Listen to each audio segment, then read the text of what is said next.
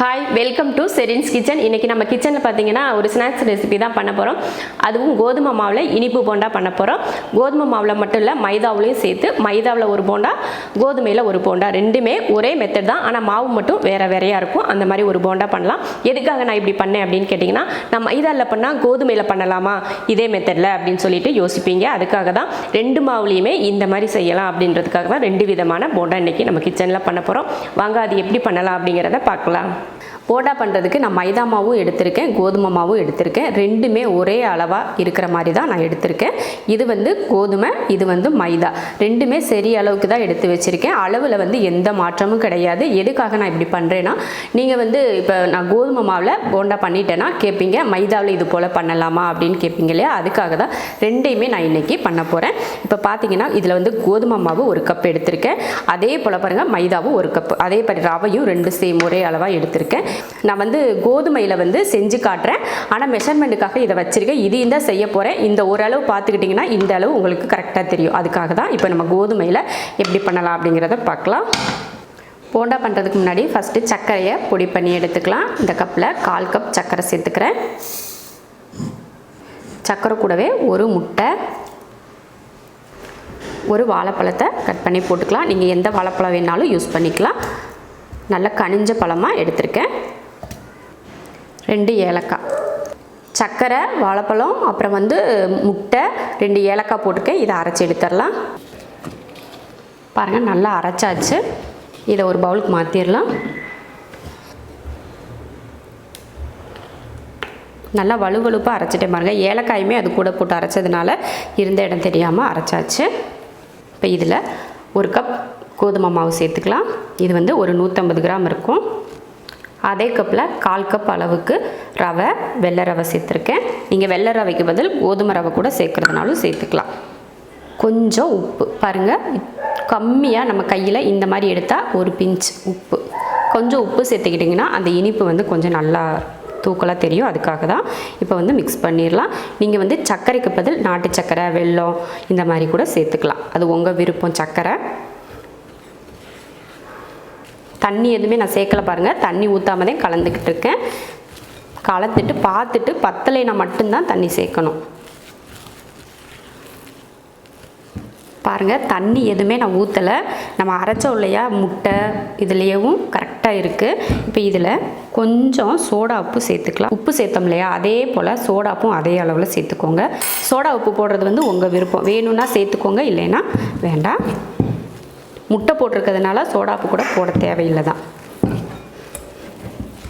அந்த மிக்ஸி ஜாரை கழுவி லைட்டாக தண்ணி, ஒரு 1/4 டம்ளர் அளவு தான் இருக்கும், அந்தளவுக்கு தண்ணி சேர்த்துக்கோங்க. அதிகமாக தண்ணி இருக்கிற மாதிரி இருந்துச்சுன்னா சேர்க்காதீங்க. ரொம்ப கெட்டியாக இருக்கிற மாதிரி இருந்தால் மட்டும் சேர்த்துக்கோங்க. ஏன்னா ரவையெல்லாம் ஊறணும் இல்லையா, அதுக்கு தண்ணி தேவைப்படும். அதுக்காக தான். கொஞ்சம் மாவு வந்து லூஸாக இருந்தால் தான் ரவை வந்து நல்லா ஊறும். அதுக்காக தான் கொஞ்சம் தண்ணி சேர்த்துருக்கேன். இந்த மாதிரி எடுத்தால் இந்த மாதிரி விழுகணும். அந்த மாதிரி இருந்தால் நம்ம ரவையில் ஊறி வரப்போ நல்லா கெட்டியாக வந்துடும். அவ்வளோதான். இப்போ இதை ஒரு 5 நிமிஷத்துக்கு ஊற வச்சுக்கலாம். அடுத்து மைதா போண்டா பண்ணிக்கலாம். அதுக்கு வந்து நான் அதே மிக்ஸி ஜார் தான் எடுத்திருக்கேன். அதில் ஒரு முட்டை, 2 ஏலக்காய், 1/4 கப் சர்க்கரை, அதே மெத்தடு தான். அப்புறம் நீங்கள் கேட்பீங்க இல்லையா, அதுக்காக தான். இப்போ இதை அரைச்சிடலாம். பாருங்கள், அரைச்சாச்சு. இதை ஒரு பவுலுக்கு மாற்றிடலாம். இதில் மைதா சேர்த்துக்கலாம். அதே கப்பில் 1/4 கப் ரவை, கொஞ்சம் உப்பு, கொஞ்சம் சோடா உப்பு. இப்போ இதை மிக்ஸ் பண்ணிடலாம். தண்ணி வந்து உங்களுக்கு தேவைப்பட்டால் மட்டும் ஊற்றிக்கணும், இல்லைன்னா ஊற்றக்கூடாது. பாருங்கள், நல்லா கலந்தாச்சு. அவ்வளோதான். நான் தண்ணி வந்து கோதுமையில் கூட கொஞ்சம் தண்ணி ஊற்றினேன். இதுக்கு தண்ணி எதுவுமே ஊற்றலை. இது கரெக்டாக இருந்தது. அவ்வளோதான், ரெடி ஆயிடுச்சு மாவு. கோதுமையும் ரெடி ஆயிடுச்சு, மைதாவும் ரெடி ஆயிடுச்சு. இது ஊற வச்சு இப்போ கிட்டத்தட்ட 5 நிமிஷம் கிட்ட ஆயிடுச்சு. இதை முதல்ல பொரித்து எடுத்துகிட்டு அதுக்கப்புறமா இதை பொரிக்கிறதுக்கு சரியாக இருக்கும். எண்ணெய் நல்லா காஞ்சிருச்சு. நம்ம கையில் இந்த மாதிரி எடுத்து ஒவ்வொரு உருண்டையாக இது போல் போடுங்க. கையில் எடுத்து போடலைனாலும் பரவாயில்ல, கரண்டியில் கூட இப்படி இப்படி எடுத்து போடும்.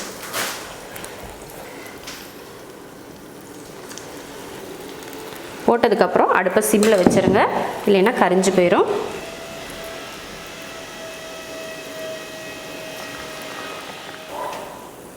பாருங்கள், நல்லா கலர் மாறி வந்துடுச்சு. இப்போ எடுத்துடலாம். இதே போல் மைதா மாவில் இருக்க போண்டாவையும் போட்டுக்கலாம். அடுத்து இது வந்து மைதா போண்டா. அடுப்பு சிம்மில் தான் வச்சுருக்கேன் இப்போ கூட.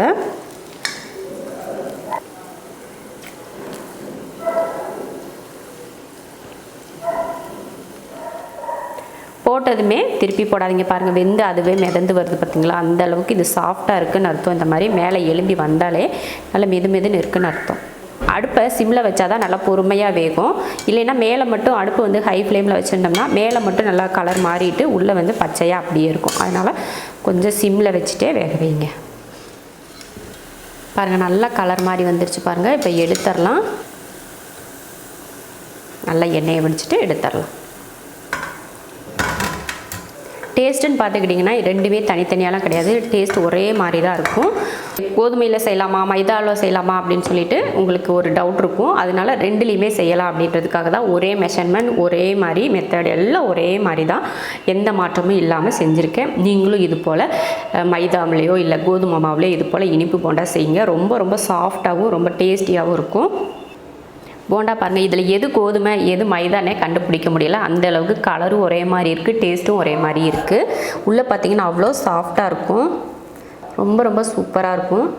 நீங்களும் இது போல் போண்டா செஞ்சு பார்த்துட்டு எப்படி இருக்குன்னு சொல்லிட்டு கமெண்ட் பண்ணுங்கள். பிடிச்சிருந்தா லைக் பண்ணிவிட்டு ஷேர் பண்ணிவிட்டு நம்ம ஷெரின்ஸ் கிச்சன் சேனலை சப்ஸ்கிரைப் பண்ணி பக்கத்தில் இருக்க பெல் ஐக்கானை கிளிக் பண்ணி வச்சுக்கோங்க.